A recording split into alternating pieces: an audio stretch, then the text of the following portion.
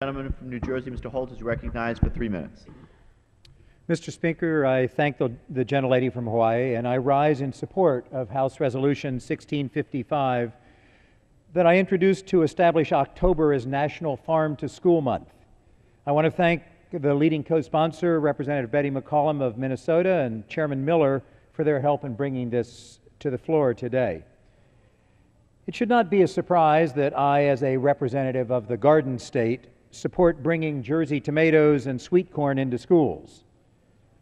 But this is not just a local or provincial resolution. Farm-to-school programs are a key priority of our Agriculture Secretary Vilsack, and First Lady Michelle Obama has planted a garden at the White House with the help of local students to symbolize the good nutrition that comes from fresh foods, as well as to educate students about where food comes from.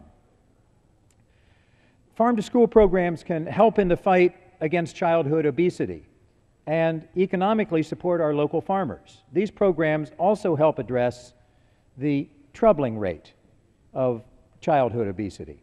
Currently, there are 31 million children who eat school meals 5 days a week, 180 days a year. While the National School Lunch Program does a good job feeding these children, the program has potential to provide fresher and more healthful foods to millions of children in the United States. Farm-to-school programs fight obesity by increasing children's daily intake of fresh fruits and vegetables. Farm-to-school programs also benefit small and mid-sized agricultural producers by providing access to consistent markets. And they're a great stimulus for the local economy. For every dollar spent on local foods in schools, several dollars circulate in the local economy. While there are presently more than 10,000 farm-to-school programs operational in all 50 states, it's but a fraction of the 94,000 public and nonprofit private schools that are operating the National School Lunch Program. Establishing October as National Farm to School Month would increase awareness and provide the recognition that the existing programs have earned.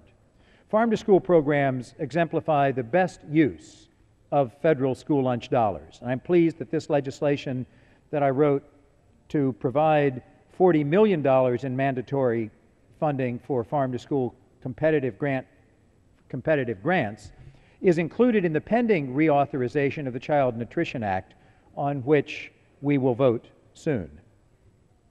I'd like to take a moment to thank Megan Lott of the Community Food Security Coalition and Beth Feehan, the director of the New Jersey Farm-to-School Network, for their efforts in support of this resolution. I urge my colleagues to support this resolution and to join us in helping to spread and strengthen the farm-to-school programs across the country. I yield back the balance of my time. The gentleman yields back the balance of his time. The gentleman from Pennsylvania is recognized. Mr. Speaker,